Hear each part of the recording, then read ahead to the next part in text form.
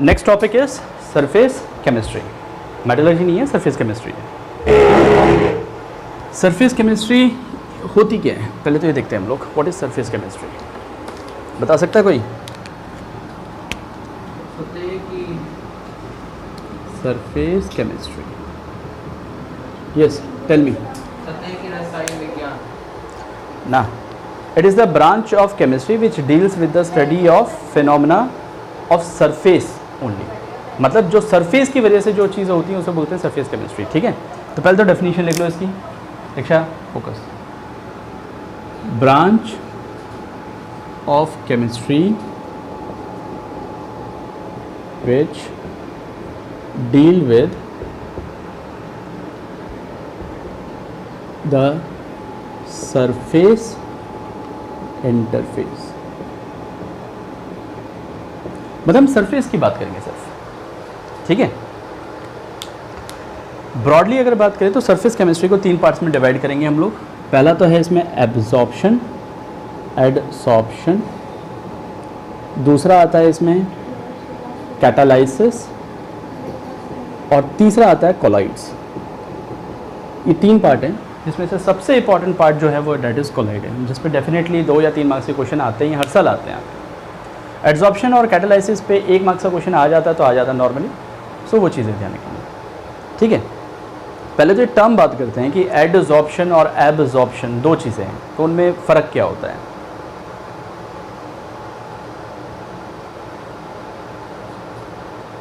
देखिए बेटा, यहाँ 2 टर्म मैं इस्तेमाल करूँगा। पहले हम बात करेंगे हेडिंग एड्सॉर्प्शन। 3 पार्ट्स हैं, 3 टॉपिक्स हैं, 3 टॉपिक्स के आपको स्टडी करनी है, ठीक है। नाउ हेडिंग डाल लो, डेट इज एडसॉर्प्शन। तो फर्स्ट पार्ट आता है इसका एडसॉर्प्शन।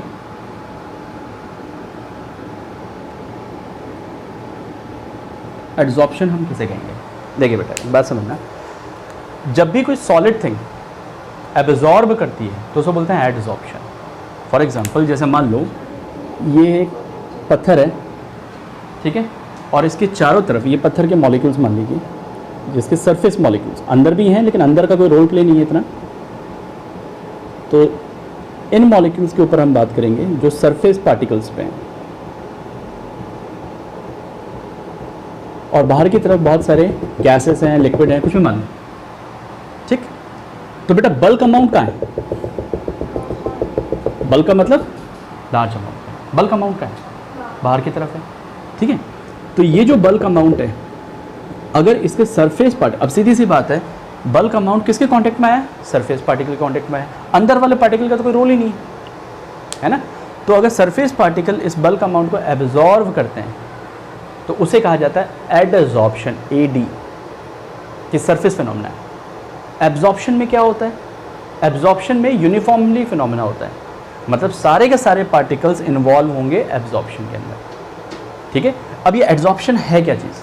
अब यहाँ पर अगर एड्सॉर्प्शन की बात करें तो 2 पार्ट्स में डिवाइड करते हैं। एक होता है आपका एडसॉर्बेट, एडसॉर्बेट, और एक होता है एडसॉर्बेंट, एडसॉर्बेंट, ठीक है। एडसॉर्बेट वो चीज़ होगा जो एड्सॉर्ब होगा, और एडसॉर्बेट वो होगा जो एड्सॉर्ब, एड्सॉर्बेंट वो होगा जो करेगा, एड्सॉर्बेट वो होगा जो होगा।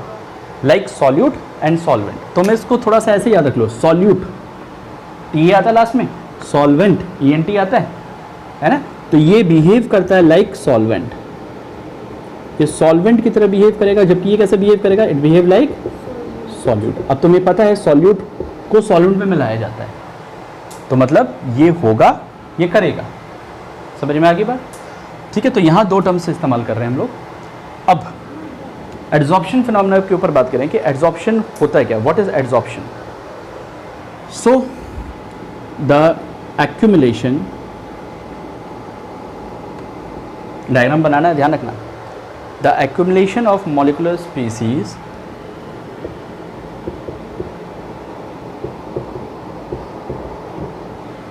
ऑन द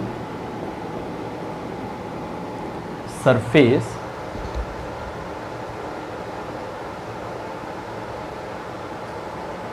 ठीक है, on the surface is called as adsorption, उसे हम एडसॉर्प्शन कहेंगे। सेकेंड थिंग आती है आपके पास, what is the desorption. Desorption क्या होता है?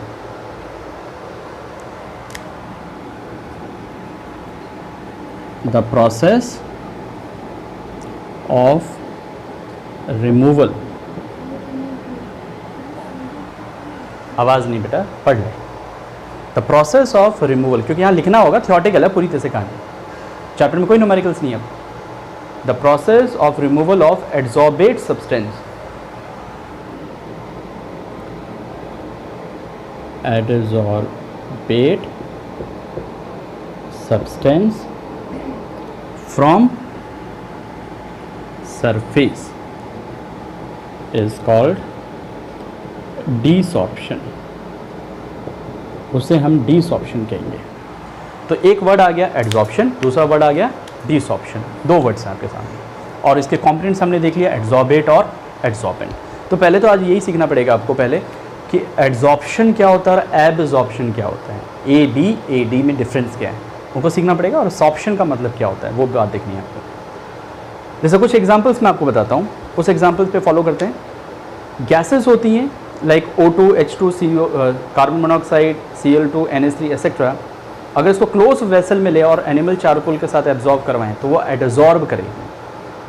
ठीक है, चलो हम पहले डिफरेंस करते हैं एडसॉर्प्शन और एब्जॉर्प्शन में, उसके बाद इन बातों को क्लियर करेंगे कि कब एब्जॉर्प्शन बोला जा रहा है और कब एडसॉर्प्शन बोला जा रहा है। ठीक है, now next, difference between absorption and adsorption. रब करें, यहाँ तक क्लियर है?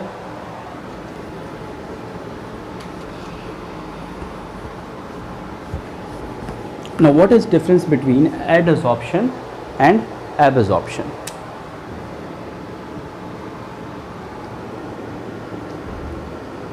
Adsorption and absorption, दो पॉइंट है, एडसॉर्ब और एब्जॉर्ब। तो बेटा ध्यान रखिए, जैसे पहले तो मैं एक एग्जांपल के थ्रू बात करूँ आपसे। मैं कहता हूँ कि अमोनिया गैस जो होती है is absorbed by the water and adsorb by the charcoal. मैंने क्या कहा कि NH3 gas is absorbed by the water and adsorb by the charcoal. मतलब समझ पाए? अमोनिया गैस को अगर आप वाटर में डालते तो वो एब्जॉर्ब होती है, मतलब वो यूनिफॉर्म फिनोमेना है, सारे पार्टिकल्स इन्वॉल्व होंगे। लेकिन अगर आप उसको चारकोल में डालोगे तो सिर्फ सरफेस के पार्टिकल उसको अट्रैक्ट करेंगे अपनी तरफ। एब्जॉर्प्शन क्या, एक फोर्स ऑफ अट्रैक्शन है बेटा, एक पार्टिकल का दूसरा पार्टिकल के बीच में लगने वाला अट्रैक्शन है। ठीक है, अब सवाल ये होता है कि ये अट्रैक्शन सिर्फ सरफेस के पार्टिकल लगा रहे हैं कि सारे के सारे पार्टिकल लगा रहे हैं, और इनकी स्पीड क्या है, तभी तो हम बोलेंगे रेट ऑफ एब्जॉर्प्शन फिर। ठीक है, तो बात समझ में आ गई है? तो एब्जॉर्प्शन और एडसॉर्प्शन दो बातें। तो एडसॉर्प्शन में सिर्फ और सिर्फ ओनली सरफेस पार्टिकल, तो पहला पॉइंट आ जाता है that is only surface particles are involve, सिर्फ सरफेस पार्टिकल इन्वॉल्व होंगे, जबकि वहां पर सारे के सारे पार्टिकल इन्वॉल्व होंगे। ठीक है, all the particle involve in absorption. दूसरी बात, अगर सिर्फ सरफेस पार्टिकल इन्वॉल्व होते हैं तो इनकी जो स्पीड होगी, रेट ऑफ एब्जॉर्प्शन होगा, वो कैसा होगा?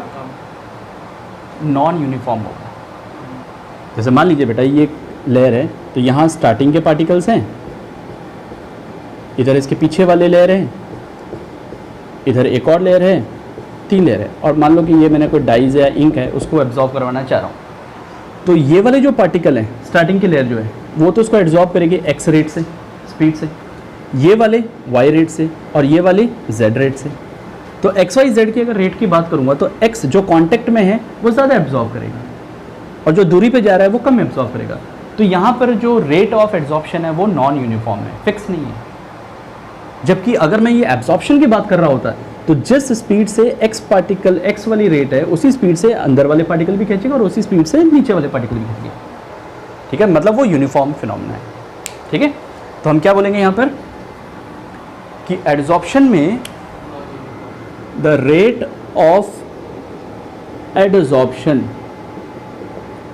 इज नॉन यूनिफॉर्म, कि वो यूनिफॉर्म नहीं है। जबकि अगर यहां बात करेंगे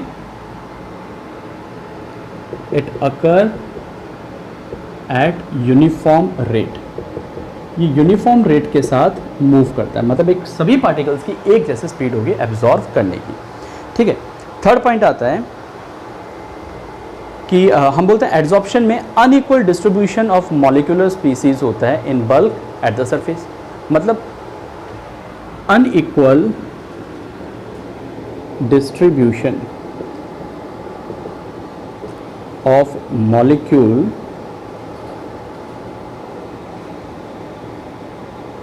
unequal distribution of molecule in bulk at surface। इस सरफेस पे जो मॉलिक्यूल्स होता है उनका जो डिस्ट्रीब्यूशन है, ठीक है, वो कैसा होगा? अनइक्वली होगा। कहीं पे ज़्यादा है सरफेस पे, कहीं पे कम है, इसी वजह से तो रेट्स में डिफरेंस आया है इनके। ठीक है, जबकि अगर यहाँ बात करें एब्जॉर्प्शन में, so that it involves uniform distribution of the molecular species through out the bulk. ठीक है, तो it involve uniform distribution of molecular species throughout the bulk। बात समझ में आ गई? समझ में आया बेटा? मेन कहानी तो ये है बेटा कि एड्जॉर्प्शन सरफेस फिनोमेना है और वो बल्क फिनोमेना है। तो हम ये भी कह सकते हैं कि it's a surface phenomena. Last point हम डाल सकते हैं कि adsorption is it's a surface phenomena and it's a bulk phenomena। मतलब बहुत सारे पार्टिकल्स इन्वॉल्व होंगे और यहाँ पे सिर्फ सरफेस के पार्टिकल्स इन्वॉल्व होते हैं। क्लियर हुआ? एक और एग्जांपल देते हैं हम, जैसे कि वाटर वेपर जो होता है कैल्शियम क्लोराइड के द्वारा तो क्या होता है वो एब्जॉर्व। एक और एग्जांपल दे सकते हैं कि water vapour is absorbed by calcium chloride. भाई कैल्शियम क्लोराइड का यूज़ किया जाता है वाटर वेपर्स को एब्जॉर्ब करने के लिए। ठीक है, एंड एब्जॉर्ब बाय ना absorb by silica gel. Silica gel कहाँ यूज़ करते हैं हम लोग? Air conditioners. Silica gel, aluminium gels air conditioner में यूज़ करते हैं, तो वहाँ एब्जॉर्ब फिनोमेना शो करता है। हाँ, वो सिलिका जेल होते हैं, तो वो मॉइस्चर को एब्जॉर्ब करता है, एब्जॉर्ब नहीं करता। ठीक है, तो ये ध्यान रखना। एक टर्म और आती है सॉर्प्शन। Sorption, SORPTION। सॉर्प्शन क्या होता है? देखो फटाफट इसको।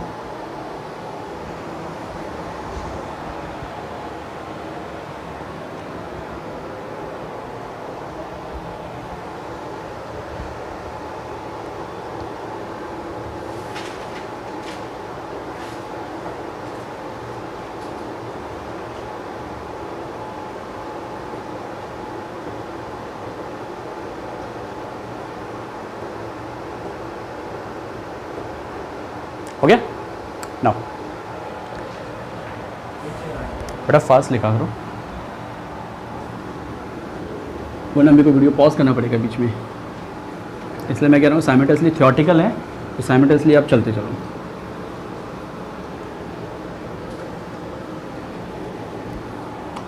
ठीक है, नाउ अनदर टर्म सॉर्प्शन किसे कहते हैं? What is sorption? जनरली क्या होता है कि कई बार एब्जॉर्प्शन और डिसॉर्प्शन, मतलब ऐड और एब, एब्जॉर्प्शन और एब्जॉर्प्शन दोनों में डिस्टिंग्विश नहीं कर पाते हम, ऐसे केसेस में हम बोलते हैं that is sorption.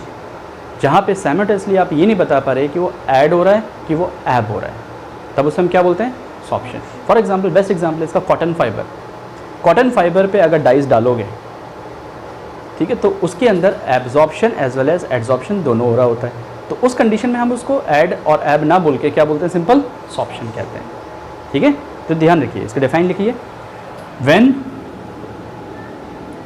Adsorption and absorption take place simultaneously and are non-distinguishable.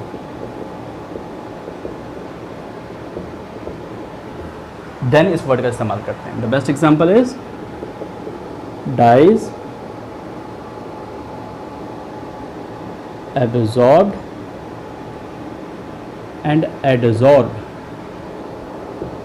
by cotton fibre.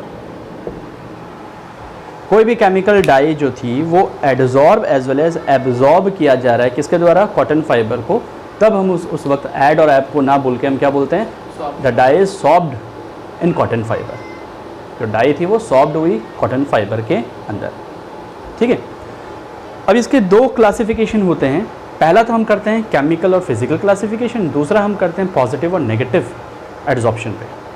हमारा टॉपिक, हमारे चैप्टर जो पढ़ना है हमें एडसॉर्प्शन पे पढ़ना है, ऐब पे नहीं पढ़ना, तो ये बात ध्यान रखना।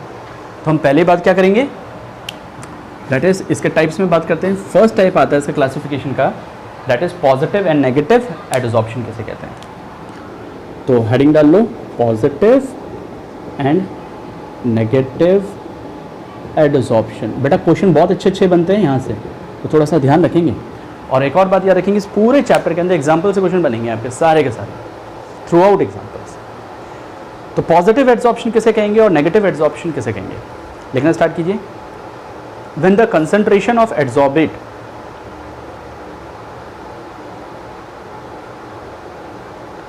when the concentration of the adsorbate is more on surface than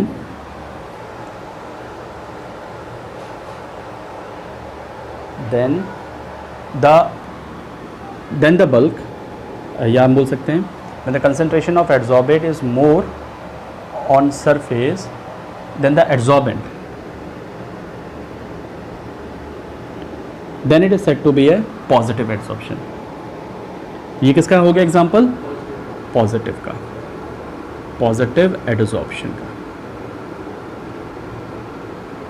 मतलब कहानी क्या है? कहानी ये है कि ये सरफेस के पार्टिकल्स हैं, ये एडसॉर्बेंट है, लेकिन जो बल्क अमाउंट है वो बल्क अमाउंट कहाँ पर है? बाहर की तरफ है। अगर बल्क अमाउंट एडसॉर्बेट का है एडसॉर्बेंट से ज़्यादा, then it is said to be a positive adsorption. Generally इसमें क्या होगा? बाहर से अंदर की तरफ मूवमेंट होगा। ऐसे केस में बाहर से अंदर की तरफ मूवमेंट होगा। When the bulk amount is adsorbate, आप इसको ऐसे भी बोल सकते हो कि when the bulk amount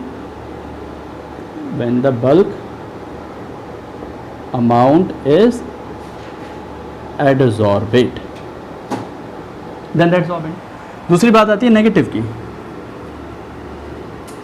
negative adsorption में क्या बोलेंगे बेटा?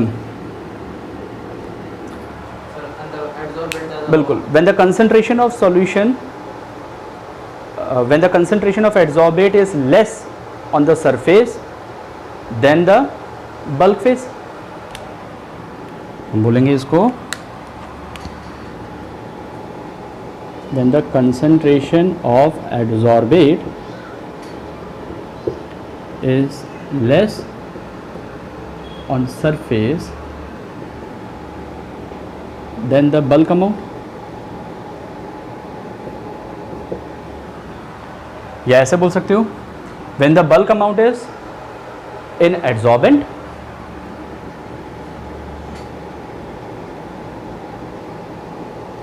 when the bulk amount is in adsorbent, जब बल्क अमाउंट एड्सॉर्बेंट में हो तो उसे बोलेंगे हम लोग अब इस केस में क्या है, जैसे कि ये था आपका सरफेस पार्टिकल,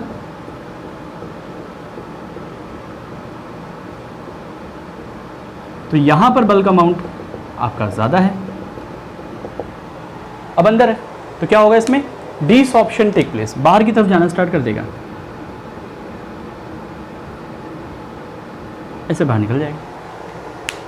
तो बल्क अमाउंट अगर एड्सॉर्बेंट का ज़्यादा है तब तो अंदर जाएगा, और अगर एड्सॉर्बेट का ज़्यादा है तो बाहर की तरफ जाएगा।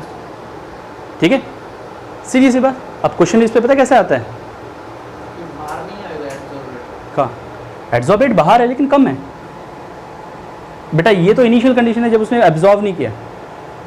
ठीक है, एब्जॉर्व करने के बाद में भाई चॉक पार्टिकल होते हैं, चॉक को पानी में डाल दो, 1-2 बूंद डालोगे तो बल्क अमाउंट बाहर था वो चला गया, एब्जॉर्व हो गया। बहुत सारे पानी में डुबो के रखो उसको और फिर बाहर निकालो, तो क्या करेगा, चॉक पानी छोड़ता है, होता है ना, तो हमेशा हायर से लोअर की तरफ मूवमेंट होगा। मतलब बाद में अंदर जाते हैं ना ये तब कंडीशन है जब एब्जॉर्व कर गया हो, उसके बाद की बात। अच्छा। जैसे कि एसी ये सारी ह्यूमिडिटी को एब्जॉर्व कर लिया सिलिका जेल ने, उसके बाद क्या करेगा, पानी छोड़ेगा ना वो, बाहर निकालता है वो, तो वो केस क्या हो गया, डिसऑप्शन का हो गया, वापस बाहर निकाल दिया। ठीक है, फटाफट लिख। अब इस पर क्वेश्चन पे बात करो, कैसे कैसे क्वेश्चन आते हैं इसमें।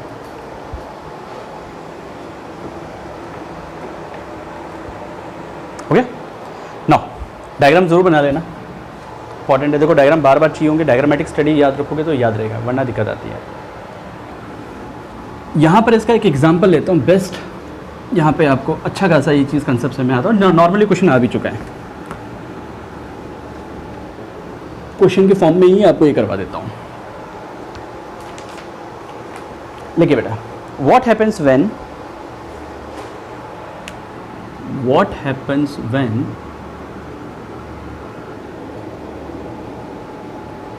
blood charcoal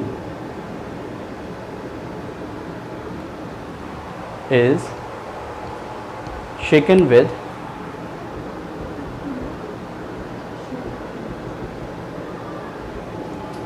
concentrated and dilute KCl, कि अगर ब्लड चारकोल को वन केस में तो कंसंट्रेटेड सॉल्यूशन के साथ में ट्रीट किया जा रहा है KCl के, और दूसरे केस में क्या किया जा रहा है कि उसका डाइल्यूट केस के साथ ट्रीट किया जा रहा है, तो क्या होगा, चलो बताओ आंसर।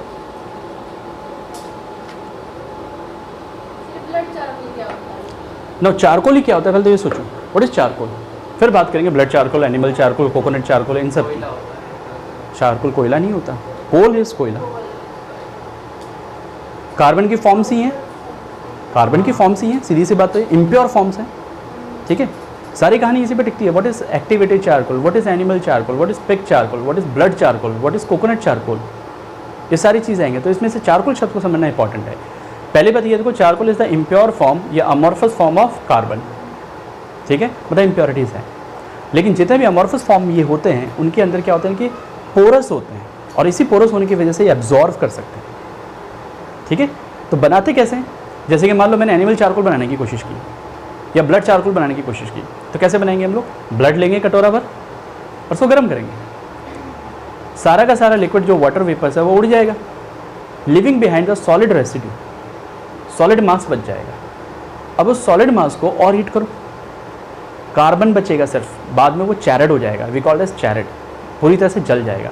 जलने के बाद जो सॉलिड मास बचेगा, आपने 1 लीटर अगर खून लिया है तो उसमें से सिर्फ 1 मिलीग्राम या 1 ग्राम मुश्किल से आपको छोटे से क्या मिलते हैं, चारकोल्स मिलते हैं। बात समझ में आई। अब चारकोल की खास बात क्या है कि इसकी सरफेस पोरस होती है, दूसरी बात इसके अंदर इम्प्योरिटीज़ ज़्यादा होने की वजह से ज़्यादा एब्जॉर्ब करेगा, क्यों, क्योंकि साइज़ बड़े बड़े हो सकते हैं, साइज़ डिफरेंस की वजह से एब्जॉर्प्शन होता है। अब हमने कहा एनिमल चारकोल, एनिमल चारकोल मतलब क्या लेना चाहिए हमें, एनिमल्स लेना चाहिए, एनिमल के फ्लैश लेंगे और उसको फॉसिल्स कैसे, वो एक्टिवेटेड चारकोल बन जाएगा। यहाँ एनिमल चारकोल की बात कर रहे हैं, ब्लड चारकोल की बात कर रहे हैं, पिग चारकोल की बात कर रहे हैं, तो ये जनरली कहाँ यूज़ करते हैं हम इन सब चारकोल्स को, आपको यूसेस बताऊंगा क्योंकि एप्लीकेशंस हैं यहाँ। इनको शुगर इंडस्ट्रीज़ में यूज़ करते हैं, चीनी बनाने के लिए बहुत ज़्यादा। ठीक है, जैसे कि ब्लड चारकोल जो होता है आपका, it is generally used in डीकलराइजिंग of sugar, sugar को डीकलराइज करने के लिए इस्तेमाल करते हैं, गन्ने के जूस से बनाया जाता है, ये एप्लीकेशन में बताऊँगा आपको। ठीक है। कोकोनट चारकोल को यूज़ किया जाता है एटमॉस्फेरिक इनर्ट गैसेस को अलग करने के, हीलियम और नाइट्रोजन को आपके नियॉन गैसेस को अलग करने के लिए एटमॉस्फेयर से, वहाँ से एब्जॉर्ब करवाते हैं हम लोग। ठीक है। पिग चारकोल यूज़ किया जाता है आपके खाने के अंदर, जो स्पाइसेस होते हैं उसके अंदर यूज़ करते हैं हम लोग।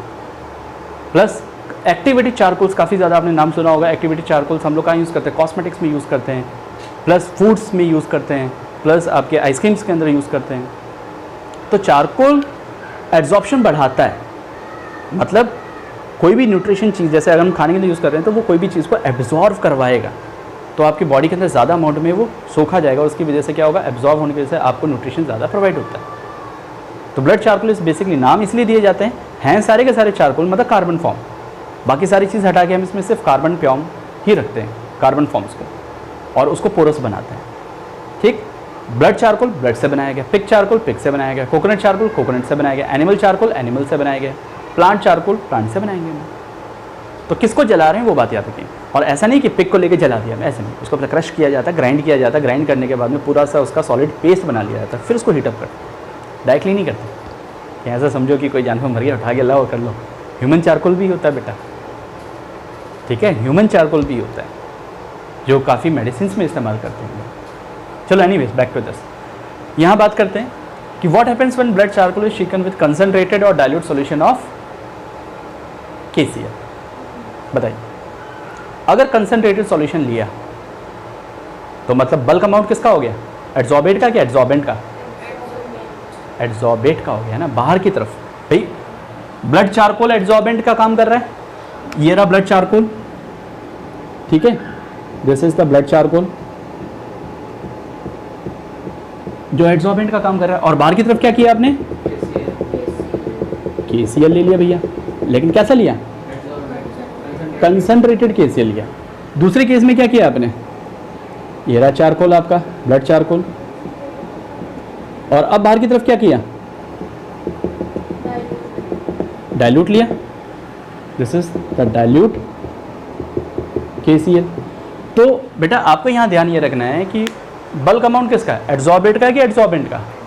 फर्स्ट केस की बात करूँ मैं, first case bulk amount is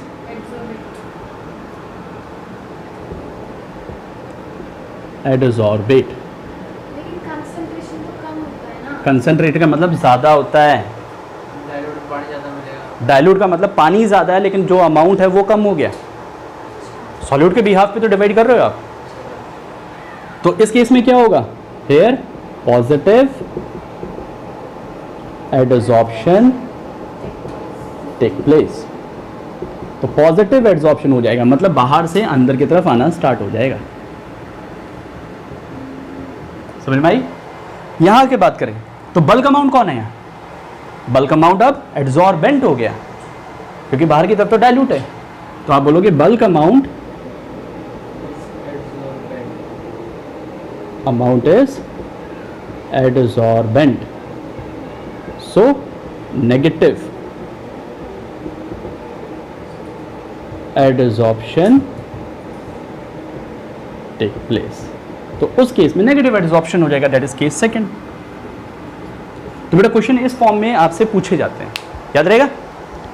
करो फटाफट।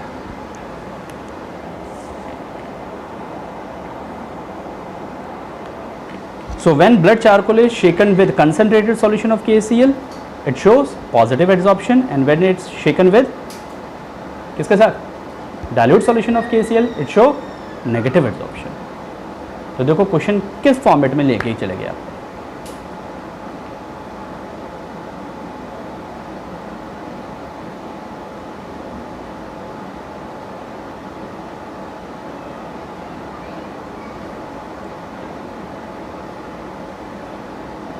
अच्छा, आपने चॉक पार्टिकल को देखा है? चॉक को लीजिए, वाइट चॉक को, और उसको आप इंक में डुबाइए, होता है ना? तो आप क्या चीज़ नोटिस करोगे? जो इंक है ज़्यादातर बाहर रहते हैं, मतलब कम वो बाहर की तरफ रहेगी, लेकिन जो पानी है वो बॉटम तक जाएगा। भाई इंक के अंदर दो चीज़ होगी ना, सॉल्यूट और सॉल्वेंट। तो जो सॉल्वेंट है वो सारे पार्टिकल्स के अंदर पहुंचा है, लेकिन जो इंक थी, जो उसको तोड़ोगे आप साफ नज़र आ जाएगा इंक के पार्टिकल्स क्या होते हैं, सारी जगह मूव नहीं करे, सिर्फ सरफेस के पार्टिकल को ही अब्जॉर्व कर पा रहे थे। तो there is a clear distinguish between adsorption and absorption. Water तो एब्जॉर्ब हुआ और इंक एडजॉर्ब हुई. समझ में आई कहानी? ठीक है, तो आई थिंक डिफरेंस क्लियर हो गया होगा. अब बात करते हैं हम that is types of adsorption पे, कि बेसिकली इसके क्या क्या टाइप्स हैं और किस किस में. लेकिन उससे भी पहले हम बात करेंगे enthalpy of adsorption. What is enthalpy of adsorption? सब करें? समझ में तो आ रहा है ना? चैप्टर कुछ भी बड़ा नहीं है, बहुत इजी सा चैप्टर है, बस थोड़ी बहुत चीज़ों के ऊपर ध्यान रखनी है आपको.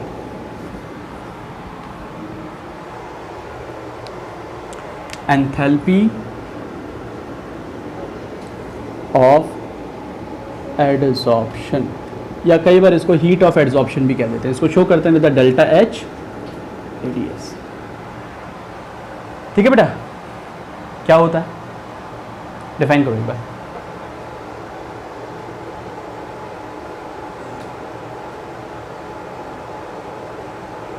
हाँ, एंथैल्पी को कैसे डिफाइन करते थे? पहली बात तो वन मोल के लिए डिफाइन करते हैं. ठीक है, तो हम कैसे बोलेंगे? The enthalpy change, the enthalpy change when 1 mole adsorbate is adsorbed on surface of adsorbent. अब मुझे ये बताओ, हीट निकलेगी कि एब्जॉर्ब होगी? किसी भी दो चीज़ों को जोड़ा जाता है, रिलीज होती है जनरली. तो यहाँ पे कर क्या रहे थे हम? यहाँ पे ये कर रहे थे बेटा, एडजॉर्बेंट पर एडजॉर्बेट को आपस में जोड़ा जा रहा है ना? तो मैं इसको A मान लेता हूँ, इसको B मान लेता हूँ. तो A और B के बीच में एक तरीके से फोर्स ऑफ अट्रैक्शन डेवलप कर रहे हैं. तो एंथैल्पी यहाँ पर बाहर निकलेगी, एक्सोथर्मिक प्रोसेस होगा. तो डेल्टा H जो है वो कैसा होगा? It should be negative.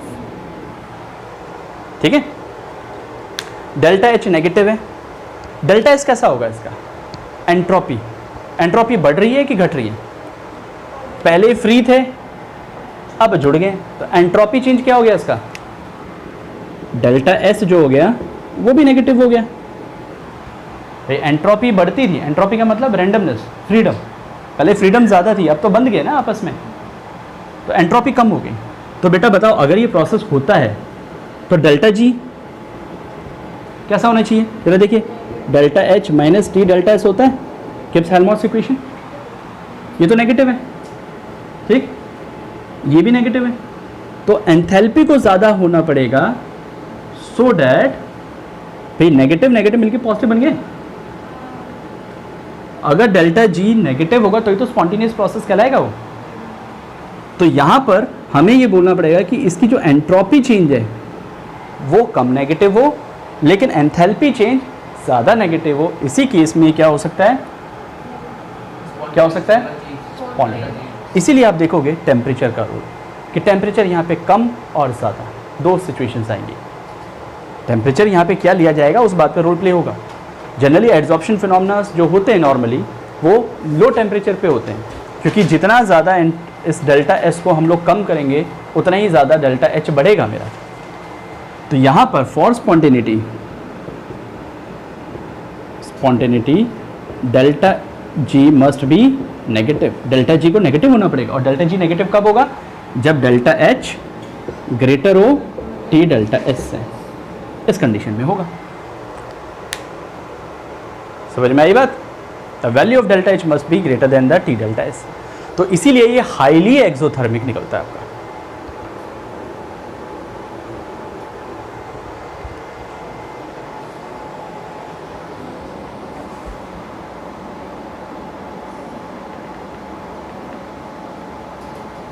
Got it? Clear? अब हेडिंग डालो, types of adsorption.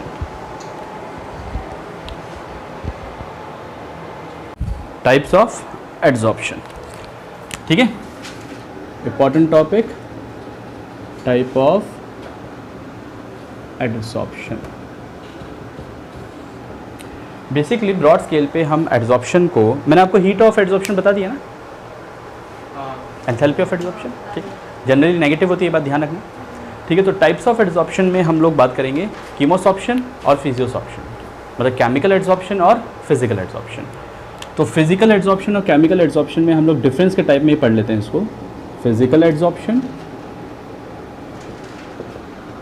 And chemical adsorption.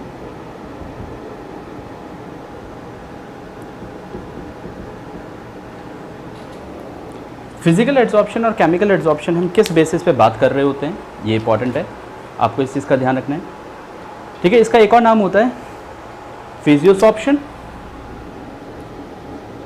फिजिसॉर्प्शन, और इसका कीमोसॉर्प्शन, कीमोसॉर्प्शन, ठीक है। अब थोड़ा बात ध्यान से समझना, एड्सॉर्बेट को हम लोग मान लेते हैं B और एड्सॉर्बेंट को मान लेते हैं हम लोग A, जैसे सॉलिड और सॉल्वेंट को डिवाइड किया था। तो यहाँ पे एड्सॉर्बेंट के साथ में अगर एड्सॉर्बेट जुड़ता है, एड्सॉर्प्शन होगा तो आपस में जुड़ेंगे, तो इनके बीच में weak van der Waals forces act होगा। और अगर हम कीमोसॉर्प्शन में बात करें तो एड्सॉर्बेट एंड एड्सॉर्बेंट जो जुड़ेंगे वो स्ट्रॉन्ग केमिकल बॉन्ड के द्वारा जुड़ेंगे, strong like ionic and covalent bond but not ionic and covalent bond, ठीक है। So the attractive forces between the adsorbate and adsorbent is weak van der Waals force. तो इसका पहला पॉइंट तो यही आ जाता है, attractive forces between adsorbate and adsorbent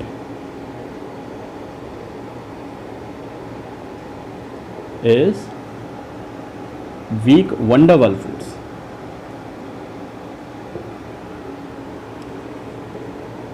week van der Waals force होगा। और यहां पे कौन होगा attractive force? Attractive force between adsorbate and एडसॉर्बेंट is strong force like covalent और ionic bond but not covalent and ionic bond, ये बात ध्यान रखना, ठीक है। फर्स्ट तो डिफरेंस ये है कि कीमोसॉर्प्शन के अंदर हम लोग क्या बोलेंगे, वीक वंडर वाल फोर्सेस के द्वारा जुड़े हैं, तो इसका मतलब थोड़ा सा टेम्परेचर बढ़ाएंगे तो रिवर्सिबल भी हो गया, है ना। जैसे कि तुम हवा में जा रहे हो, स्कूटी पे जा रहे हो, आगे से किसी ट्रक ने धुआं फेंक दिया, तुम्हारे मुंह पे लग गया, तुम क्या करोगे, हटाओगे, हट गया। तो वो एग्जाम्पल किसका हुआ, फिजिकल सॉर्प्शन का। आपकी बॉडी एक एड्सॉर्बेंट का काम करी होता है, और बाहर की तरफ जो पोल्यूटेंट था बल्क अमाउंट में जो था वो एड्सॉर्बेट था, और वो आपके बॉडी पे आगे चिपक गया, तो एक वीक फोर्स अट्रैक्शन बनाएंगे, ठीक है। तो ये कैसा होगा, reversible in nature, reversible in nature. लेकिन ये एक बार जुड़ गया तो जुड़ गया, इसको हटाना मुश्किल, ठीक है। तो इरिवर्सिबल है जनरली,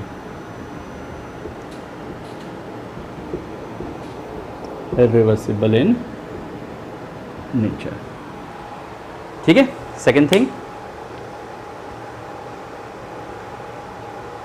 जब हम फिजिसॉर्प्शन की बात करते हैं तो कोई भी एक्टिवेशन एनर्जी की रिक्वायरमेंट नहीं होती है। अब एक्टिवेशन एनर्जी क्या होती है, केमिकल कंटेक्स्ट में था कि एक मिनिमम अमाउंट ऑफ एनर्जी चाहिए होता है to overcome the energy barrier, मतलब दो चीज़ों को आपस में जोड़ने के लिए।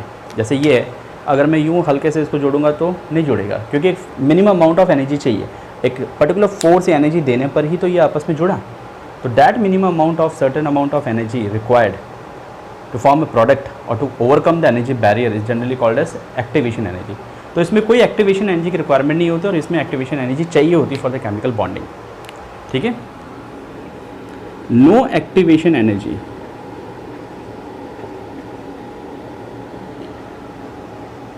इज रिक्वायर्ड, जबकि यहां एक्टिवेशन एनर्जी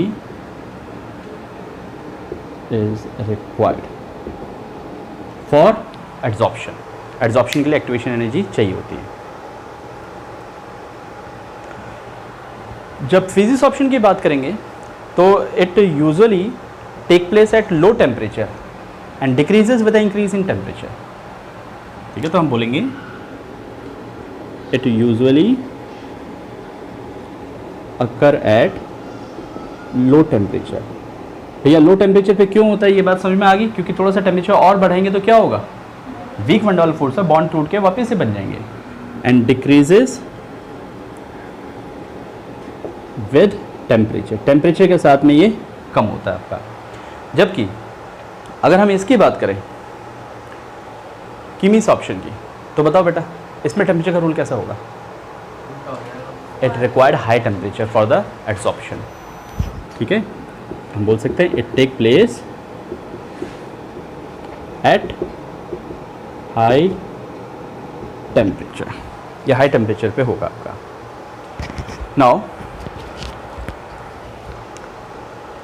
फिजिक्स ऑप्शन, जब बात करते हैं फिजिक्स ऑप्शन की, तो it is non specific in nature. मतलब कोई भी चीज़, जैसे आप क्या करते हो, मिट्टी में खेल रहे हो, मिट्टी आप पे चिपक गई, पानी में खेल रहे हो, पानी आप पे चिपक गया।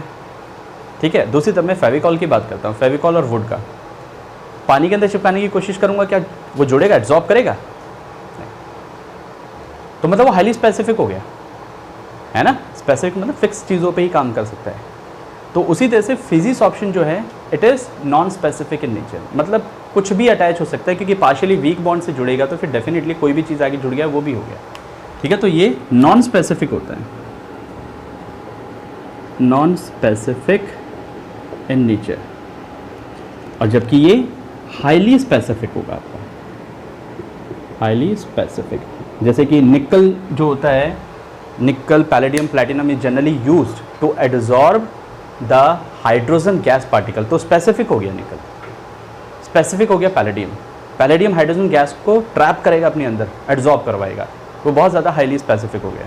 ठीक है, नाउ नेक्स्ट आती है आपके पास, अच्छा एंथैल्पी ऑफ एड्सॉर्प्शन की अगर बात करें तो फिजिक्स ऑप्शन में वीक बॉन्ड है, तो एंथैल्पी कितनी होगी, लो होगी।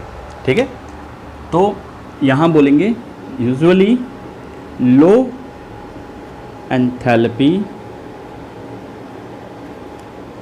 ऑफ एड्सॉर्प्शन टेक प्लेस, कितनी होती है, अराउंड -20 से लेकर -40 किलो जूल के अराउंड एंथैल्पी निकलती है पर मोल के हिसाब से। ठीक है, यहाँ पर क्या होगा, the enthalpy of adsorption is usually very high. ठीक है, तो हम बोलेंगे, सीधा बोल देता हूँ, delta H adsorption, enthalpy of adsorption is usually in order of -200 to -400 kilo joule per mole के हिसाब से डिफाइन होती है। ठीक है,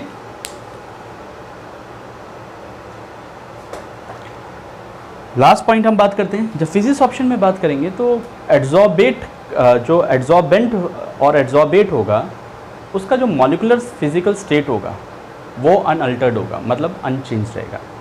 ठीक है, तो molecular state of adsorbate is unaltered, वो चेंज नहीं हो रहा। लेकिन यहाँ बात करेंगे केमिस्ट ऑप्शन में तो वो चेंज हो जाता है। ठीक है, तो हम बोल सकते हैं that is molecular state of adsorbate remain unaltered, unaltered का मतलब अनचेंज्ड। जबकि अगर इधर बात करेंगे तो molecular state of adsorbate undergo changes.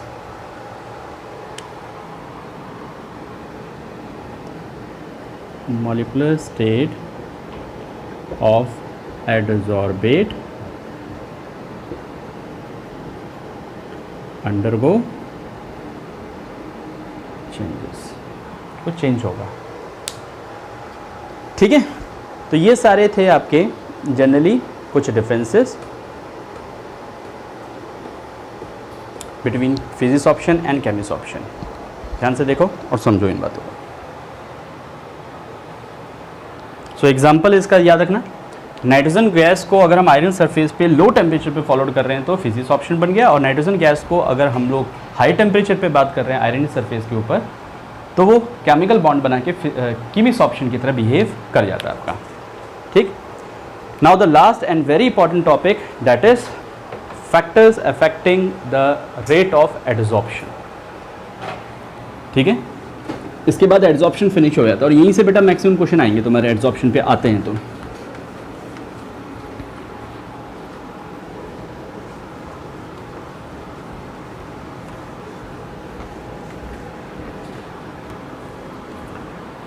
Now given a heading, factors affecting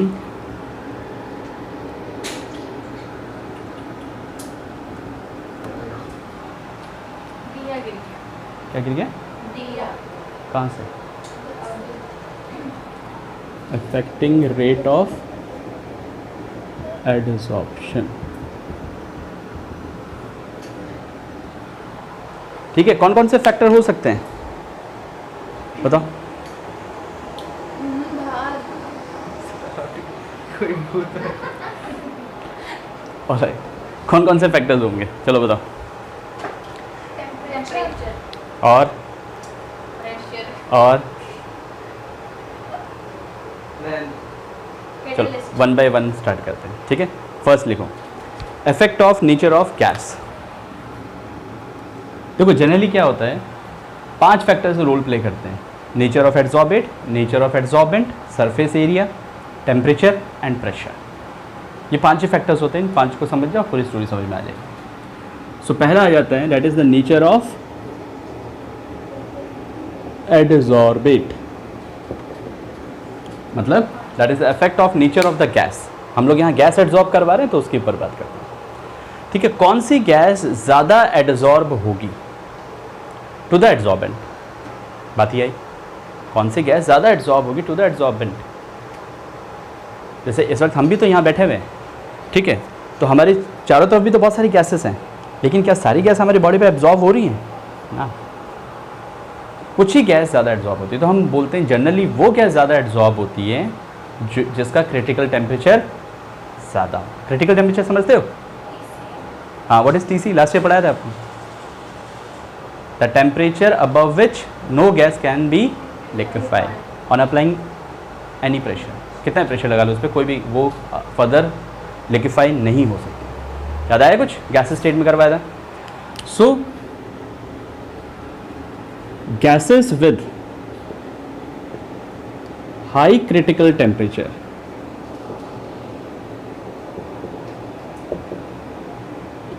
adsorb to greater extent। अब क्रिटिकल टेम्परेचर किसका ज़्यादा होगा, क्रिटिकल टेम्परेचर को मैं टी सी लिख रहा हूँ, समझ में आता है ना, what is critical temperature, the temperature above which no gas can be liquefy on applying pressure. ठीक है, मैं लिख भी देता हूँ, what is T C, it is the temperature above which no gas liquefy on applying pressure। जैसे कि CO2 का क्रिटिकल टेम्परेचर कितना था बेटा, 30.98 डिग्री सेंटीग्रेड। इस टेम्परेचर के ऊपर अगर आप कितना ही उसको प्रेशर दो, वो CO2 गैस की गैस ही में रहेगी, वो कभी भी कन्वर्ट नहीं होती लिक्विड फॉर्म में, वो लिक्विफाई नहीं हो सकती।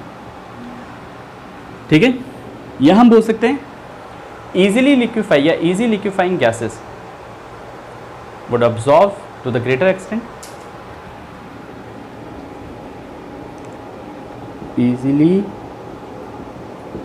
liquefying gases adsorb to greater extent। भाई गैस कौन सी आसानी से लिक्विफाई होती है, इसके बॉन्ड आसानी से टूट जाए। जिसका क्रिटिकल टेम्परेचर हाई हो। तो दोनों फैक्टर एक ही हैं, बस अलग अलग वे में बोला मैंने। ऐसी गैस जिसका क्रिटिकल टेम्परेचर हाई हो तो इसका मतलब उसके ज़्यादा चांसेस है नीचे रहने के, मतलब वो लिक्विफाई होने के ज़्यादा चांसेस है। समझ में आया? थर्ड, टॉक्सिक गैसेस जो होती हैं, ठीक है, toxic gases absorb more than the permanent gases. अब टॉक्सिक गैसेस कौन सी है, तो परमानेंट गैसेस कौन सी होती हैं? टॉक्सिक गैसेस लाइक, परमानेंट की बात करो, हाइड्रोजन, ऑक्सीजन, नाइट्रोजन, ये गैसेस कहलाती है परमानेंट गैसेस। इनके अलावा जितनी भी सारी गैसेस हैं, सारी की सारी टॉक्सिक गैसेस है, like methane, ammonia, sulphur dioxide, ठीक है, नाइट्रोजन डाइऑक्साइड, ये सब कैसी हैं? Toxic gases. So toxic gases जो होती हैं, toxic gas absorb more than permanent gas. Permanent gases like hydrogen, like oxygen, nitrogen, these are the gases. ठीक है?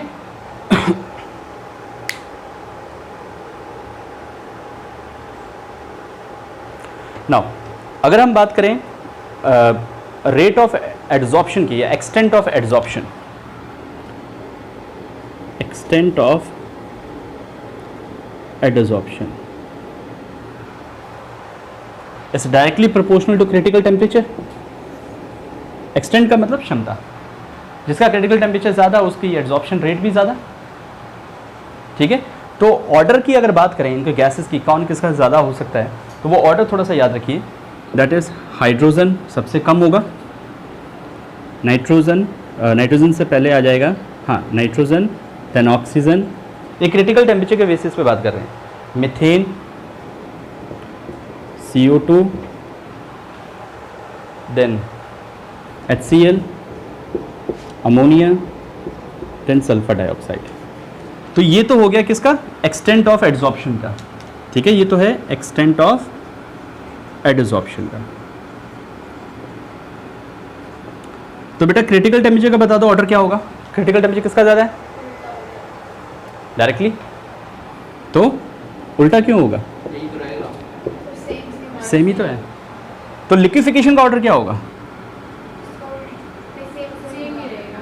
लिक्विफिकेशन भी सेम ही रहेगा, क्योंकि जिसका क्रिटिकल टेम्परेचर हाई होता है वो इजीली लिक्विफाई होती हैं। समझ में आया? तो हम पहली चीज़ तो ये बोलते हैं कि एड्जॉर्बेट कैसा होना चाहिए जो एड्जॉर्ब ज़्यादा हो, ठीक है, एड्जॉर्बेट कैसा होना चाहिए जो एड्जॉर्ब ज़्यादा हो। तो हम क्या बोलेंगे कि वो गैस ज़्यादा एड्जॉर्ब होगी। हम लोग जो पढ़ रहे हैं ना फैक्टर्स, ये है solid gases, adsorption of gases on solid है, ठीक है। तो जो भी फैक्टर्स हम पढ़ रहे हैं that is the adsorption of solid, sorry of gas on solid है, कि मतलब हमने जो एड्जॉर्बेट लेके चल रहे हैं वो तो गैस है, और एड्जॉर्बेंट जो लेके चल रहे हैं वो कैसा है, सॉलिड है। तो उसके रिगार्ड में पढ़ाया जा रहा है। तो सिंपल सी बात ये पकड़ लो कि क्रिटिकल टेम्परेचर जिस गैस का ज़्यादा होगा वो आसानी से एडजॉर्ब होती है, जिसका क्रिटिकल टेम्परेचर ज़्यादा होगा आसानी से लिक्विफाई भी होती है, ठीक है। और क्रिटिकल टेम्परेचर ज़्यादा जनरली किसका होता है, टॉक्सिक गैसेस का होता है। ये सारी की सारी गैसेस जो आगे की वो टॉक्सिक गैसेस है, ठीक है।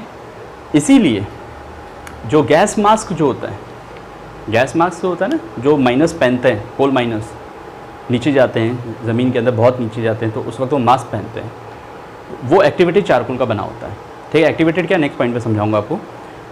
तो जो एक्टिवेटेड चारकोल है वो तो एड्जॉर्बेंट का काम करेगा, लेकिन वो एड्जॉर्ब किसको ज़्यादा करेगा, क्योंकि नीचे तो ऑक्सीजन अमाउंट वैसे ही कम है, तो वो जहरीली गैसेस को ज़्यादा एब्जॉर्ब करता है, और फिर ऑक्सीजन आपके मतलब नोज़ के अंदर या आप इनहेल बहुत ही कम कर पाते हो, इसलिए आपको सफोकेशन भी होने लग जाता है उस कंडीशंस में।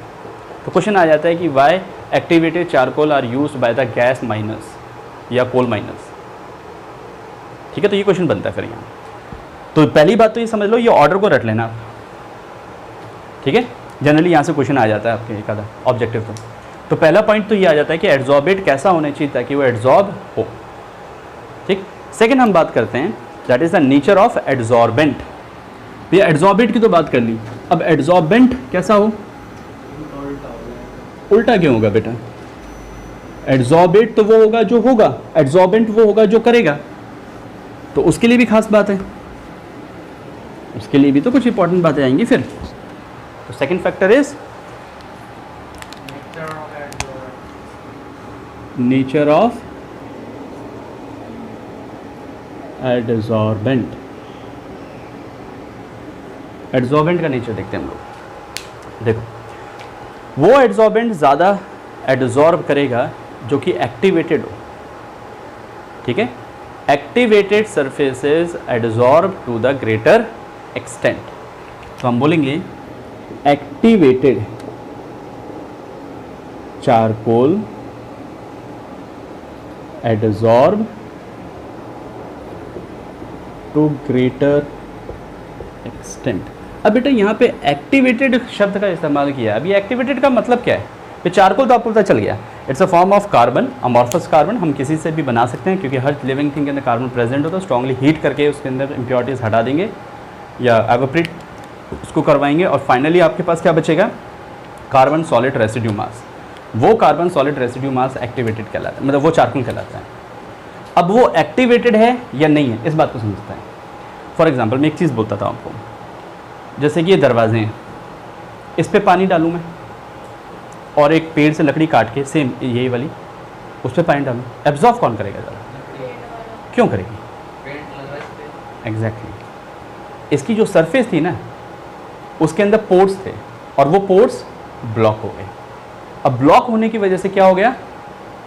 एडजॉर्प्शन की रेट कम हो गई। तो एक्टिवेटेड का मतलब होता है making free from the impurities.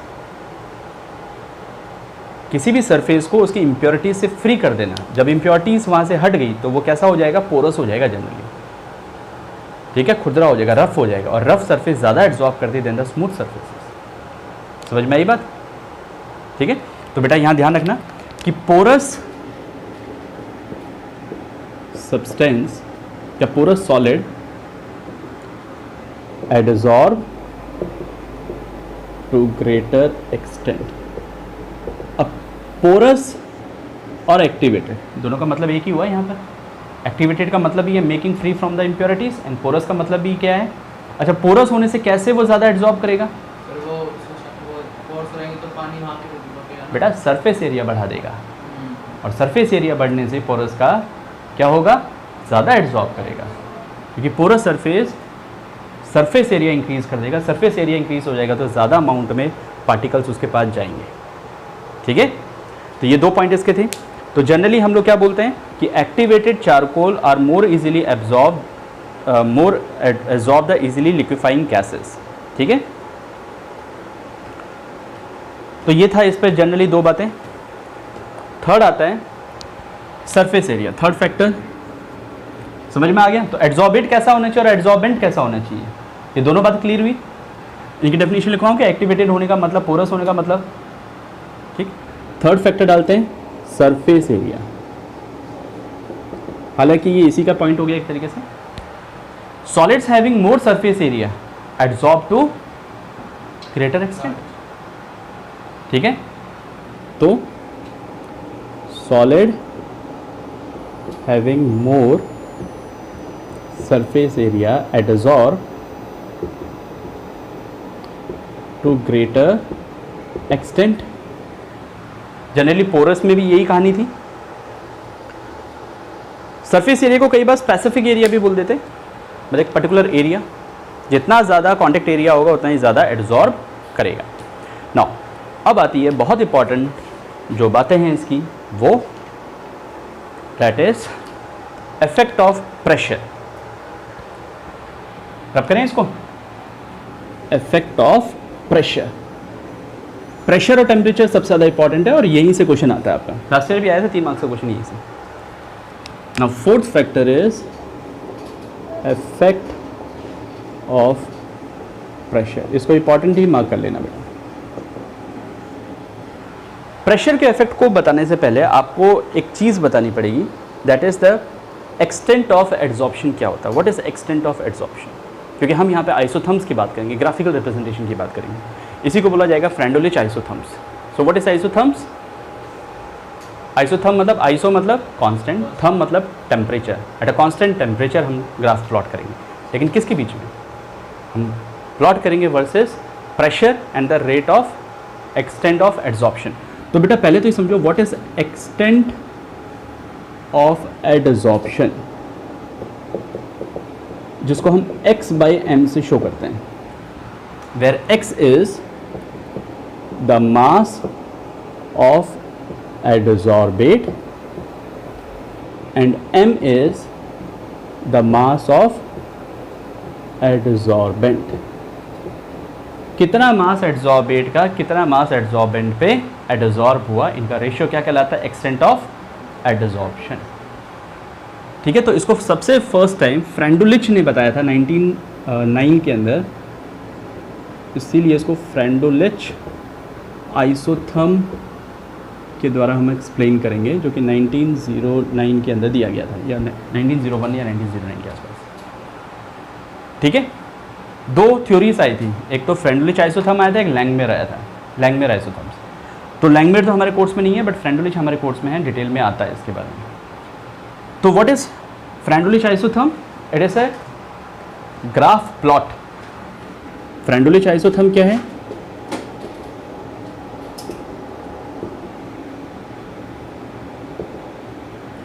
It is a plot of extent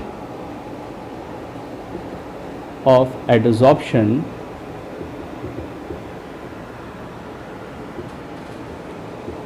with pressure at constant temperature. ठीक है, at constant temperature. Graphical या graph drawn between the extent of adsorption and the pressure of a gas at a constant temperature is called as adsorption isotherms. ठीक है, तो दो theories थी, ध्यान रखना. First is फ्रेंडुलिच adsorption isotherm, another is Langmuir adsorption isotherm. तो हम बात करेंगे फ्रेंडुलिच आइसोथर्म की, फ्रेंडुलिच एडजॉर्प्शन आइसोथर्म. देख लिया, चले आगे, यहाँ तक कोई डाउट? तो देखते हैं इनका ग्राफ कैसे बना था. यश, ऑलराइट, नाउ सी, इन्होंने क्या देखा? When you plot a graph between x by m, मतलब एक्सटेंट एंड द प्रेशर, इनके बीच में ग्राफ प्लॉट किया, तो इन्होंने कुछ नोटिस किया. इस तरह से ग्राफ आया इसका. ठीक है, अलग अलग टेम्परेचर पे इसका अलग अलग ग्राफ आया. मैं इसको टेम्परेचर फॉर्म में भी बताता हूँ आपको. देखिए जरा, जैसे कि इन्होंने लिया 273 केल्विन पे, 273 केल्विन पे ऐसा गया, दिस इज़ 273 केल्विन. टेम्परेचर और बढ़ाया तो ऐसा गया, और टेम्परेचर बढ़ाया तो ऐसा गया, मतलब हायर रेंज के टेम्परेचर्स में चला गया. ठीक है, सॉरी 195 केल्विन, इसको मान लो 244 केल्विन. तो एक चीज़ बताओ, टेम्परेचर का अगर मैं ग्राफ प्लॉट करता हूँ तो किसकी रेट ऑफ एड्जॉर्प्शन ज़्यादा है? लो टेम्परेचर पे ज़्यादा थी रेट ऑफ एड्जॉर्प्शन कि हाई टेम्परेचर पे ज़्यादा थी rate of adsorption? Rate of adsorption is high और लो एट हाई टेम्परेचर और लो टेम्परेचर. देखो इसको यहाँ से देख लो, आप इधर पे बात करेंगे. जब टेम्परेचर बढ़ा रहे हैं तो ये तो T1 है, ये T2 है, ये T3 है, तो T1 T2 T3 का रिलेशन x बाई एम के रिस्पेक्ट में क्या होगा? इन्वर्सली गया ना. रेट ऑफ एड्जॉर्प्शन जो था हाई टेम्परेचर पे तो कम हो गया. बात समझ में आई? तो यहाँ पर एक क्वेश्चन ये बन जाता है कि अगर ऑर्डर दिया जाए T1 T2 T3 का तो किसका ज़्यादा होगा? ठीक है, तो आप ये याद रखना कि it is inversely proportional to the temperature. ठीक, अब फ्रेंडुलिच आइसोथर्म की बात करते हैं. ये ग्राफ बना लेना और इसमें ऑर्डर लिख लेना आप लोग. That is x by m का अगर ऑर्डर चाहिए मेरे को तो किसका ज़्यादा होगा? x बाई एम की रेट किस टेम्परेचर पे ज़्यादा बेटा? 195 केल्विन पे ज़्यादा होगा, देन 244 पे, देन 273 पे. अगर मैं बात करूँ तो T1 T2 और T3. हाँ, तो इन्वर्सली है बेटा. अरे इसको मान ले T1 T2 T3, मैंने तो ऊपर से लिया ना T1 T2 T3. टेम्परेचर कम टेम्परेचर पे रेट ऑफ एड्जॉर्प्शन ज़्यादा है. Rate of adsorption is more at low temperature ना. नहीं दिख रहा? आगे समय तो लिख लेना ये बात, rate of adsorption is more at low temperature. हालांकि टेम्परेचर की बात करूंगा आगे, क्योंकि उसमें डिविडेशन हो जाता है फिजिकल और केमिस्ट्री ऑप्शन के अंदर. डन.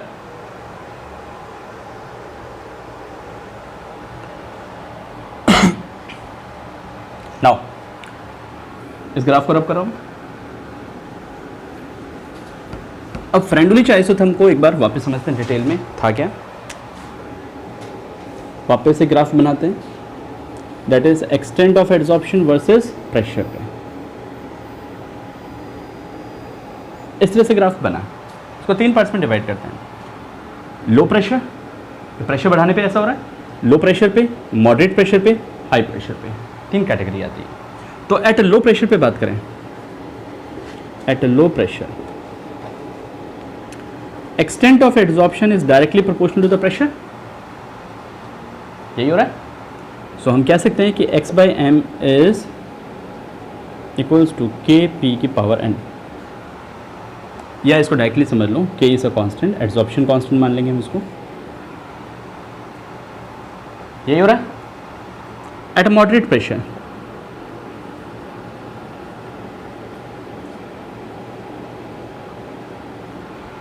चलो पहले हाई प्रेशर पे बात करते हैं, मॉडरेट पे बाद में बात करेंगे।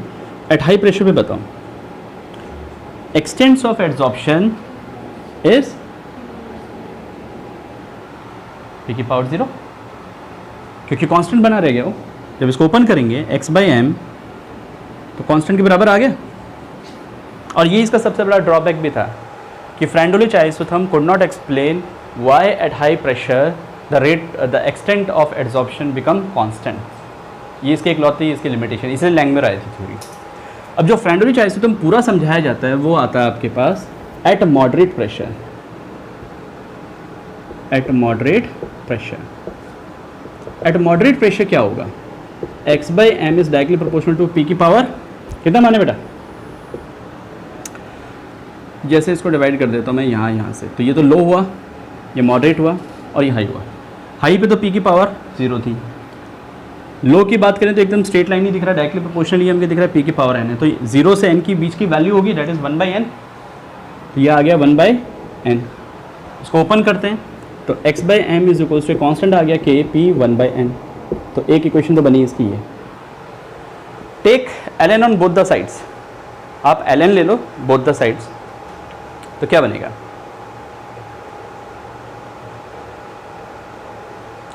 बताओ। Take log on both sides, log x by m is equals to log k plus 1 by n log p. This is called as Freundlich adsorption equation. अगर इसी इक्वेशन पे मैं ग्राफ प्लॉट करना चाहता हूँ, log x by m versus log p, तो बता सकते हो what is the intercept and what is the slope, और ग्राफ किस तरह से जाएगा। ये सब कांटेक्स्ट में था कि ग्राफिकल रिप्रेजेंटेशन कैसे सीखी जाती है। ये फॉलो कर रहा है y equals to m x plus c की इक्वेशन, जिसको हम स्ट्रेट लाइन इक्वेशन कहते हैं, याद रखना। y is equals to m x plus c, where m is a slope, m तो स्लोप होता है और c आपका इंटरसेप्ट होता है, ठीक है। x x एक्सिस है, y y एक्सिस है, तो y एक्सिस पे तो मेरे पास क्या है, x बाई एम है, ठीक है। x एक्सिस पे मेरे पास क्या है, log p है, तो मुझे इस इक्वेशन को इस तरह से अरेंज करना पड़ेगा कि इस इक्वेशन के फॉर्म में आ जाएगा। तो हम देखेंगे y इज इक्वल्स टू, देखो इसको मैं कह देता हूँ y is equals to c plus m x, यही बन रही है, इसको रब कर दो, आया समझ में। तो बेटा x एक्सिस पे तो log p रखा हुआ है, y एक्सिस पे आपका x बाई एम है, इंटरसेप्ट कुछ ना कुछ है। जब इंटरसेप्ट का मतलब होता है कि x और y कहाँ आपस में कोलाइड कर रहे हैं। अगर x एक्सिस पे इंटरसेप्ट कुछ ना कुछ है तो इसका मतलब ये 0 से स्टार्ट नहीं हो रहा, कहीं ऊपर से स्टार्ट हो रहा होगा, तो हम बोल देते हैं यहाँ से स्टार्ट हुआ, ठीक है। और उसके बाद ये स्ट्रेट लाइन इक्वेशन फॉलो करो तो स्ट्रेट लाइन गया, ठीक। तो ये जो था इसका, this is the log K, this is the intercept, log K is the intercept, and slope क्या होगा, m is the slope, positive है स्लोप, अगर स्लोप प्लस में है पॉजिटिव है तो ऊपर की तरफ जाता है, नेगेटिव है तो नीचे की तरफ ग्राफ आता है, ठीक है। तो स्लोप क्या है बेटा इसकी, what is the slope, slope मतलब टेंजेंट कितना है 1/n।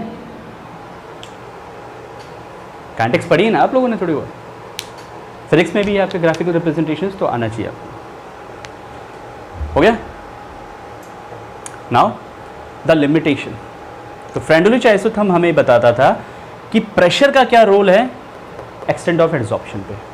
अब लिखो इसकी लिमिटेशन, इकलौती लिमिटेशन है इसकी, limitation of फ्रेंडुलिच isotherm.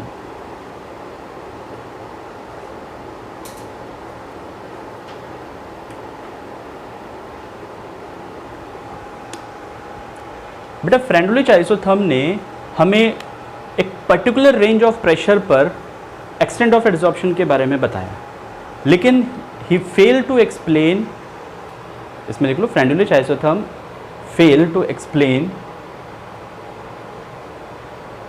फ्रेंडुलिच isotherm fail to explain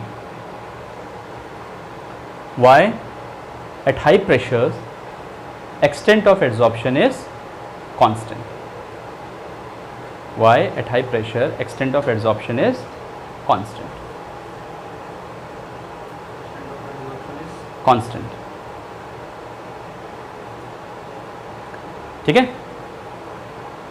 now थोड़ी क्लास लंबी कर लें। नेक्स्ट फैक्टर आता है pressure, temperature, effect of temperature. Limitation लिख ली बेटा, समझ में आया। फ्रेंडुलिच आइसोथर्म का डेरिवेशन आता है, ध्यान रखना, ग्राफ के बारे में खास ध्यान रखना।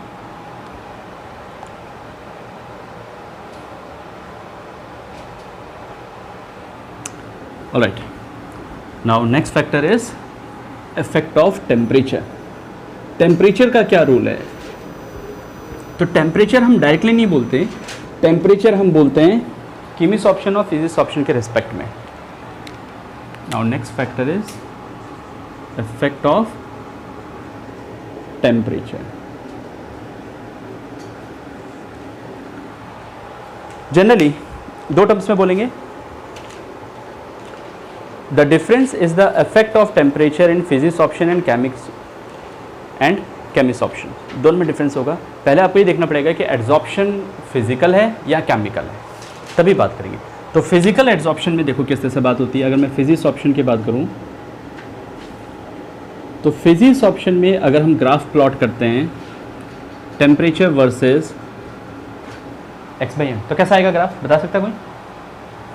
फिजिक्स ऑप्शन में था क्या बेटा? एड्सॉर्बेंट और एड्सॉर्बेट किसके द्वारा जुड़ रहे थे? वीक वन डबल फोर्स से। तो अगर टेम्परेचर बढ़ाएंगे तो रिवर्सिबल भी तो हो रहा है। तो इसका मतलब eight low temperature rate of adsorption is high, low temperature पे एक्सटेंट इसकी ज़्यादा होगी।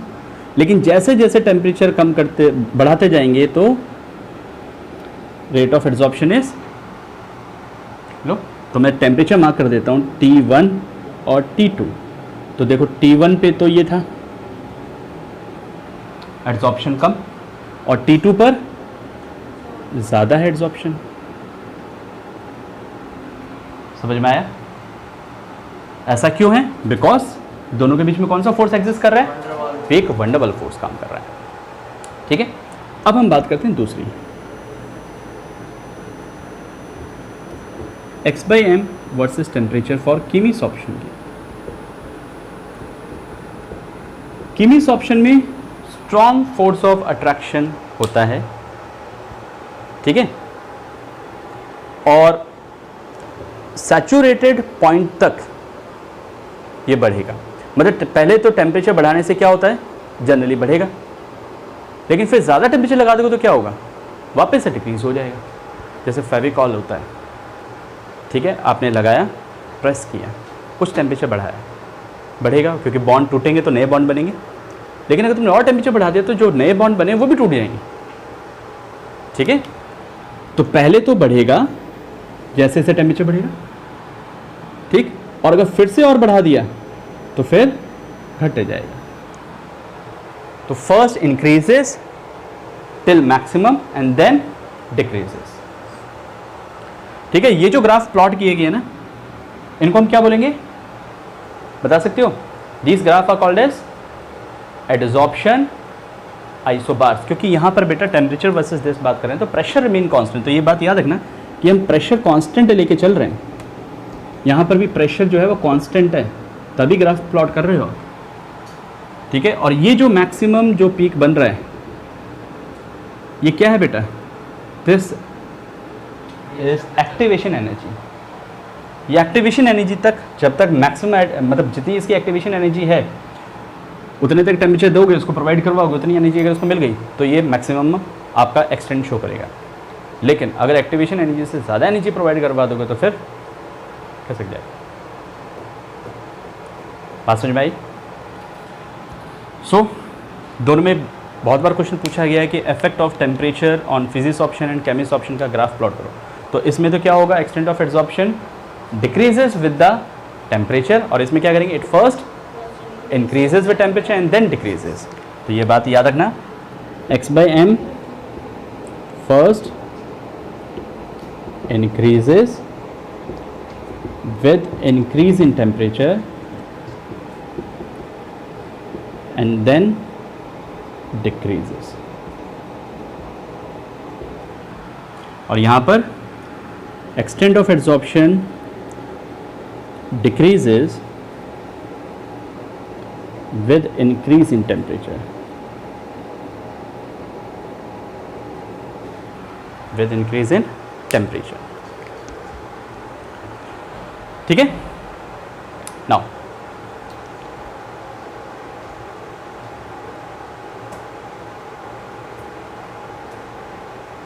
अब आती है बात, दैट इज फैक्टर्स खत्म हो गए। अब एक टर्म बताता हूं आपको, कॉम्पिटिटिंग एड्जॉर्प्शन क्या होता है, व्हाट इज कॉम्पिटिटिंग एड्जॉर्प्शन, लिखिए आगे, रब करें। Next term is competing adsorption. Competing का मतलब नाम से पता चल रहा है कंपटीशन हो रहा है, that is competing competition, COMP,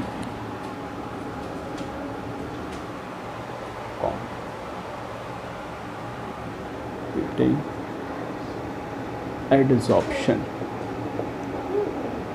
बेटा एक बात समझो, जैसे मैंने अभी कहा था आपको, एक मैं कोई सॉलिड रखता हूँ, सॉलिड एक्टिविटी चारकोल रखता हूँ, नाइट्रोजन गैस है, ऑक्सीजन गैस है, हाइड्रोजन गैस है, मीथेन गैस है, बहुत सारी गैसेस पड़ी है एनवायरनमेंट में, तो कौन सी गैस ज़्यादा एड्जॉर्ब होगी, टॉक्सिक होगी, मतलब उनमें भी कंपटीशन हो गया ना बेटा, ठीक है।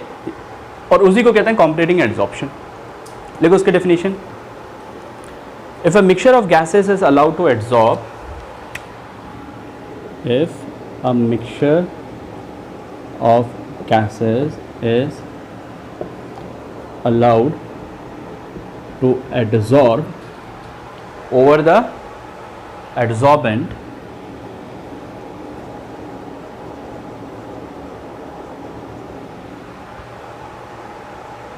the more strongly gas adsorb to the greater extent,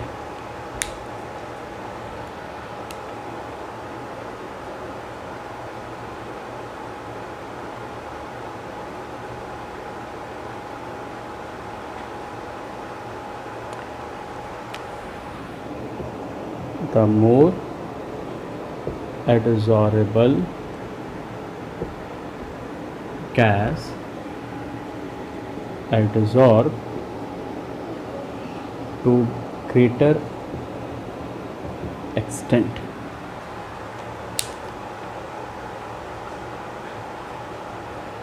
irrespective of pressure।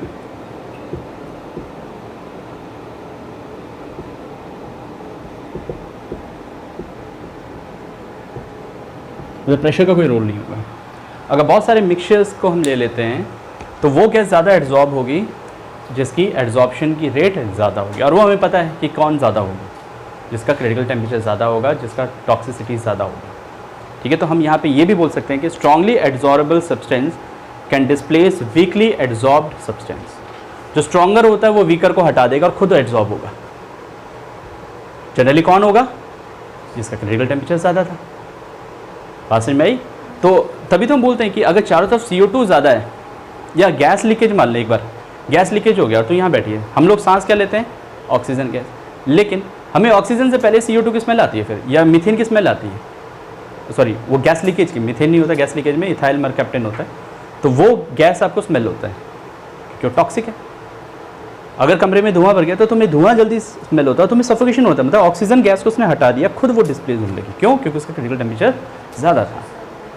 तो इसी को बोलते हैं कॉम्पिटिटिंग एड्सॉर्प्शन, मतलब जो स्ट्रांगली एड्जॉर्बल गैस होती है वो डिस्प्लेस करती है वीकली एड्जॉर्बल गैसेस को, और वो ज़्यादा एक्सटेंड में एड्जॉर्ब भी होती है।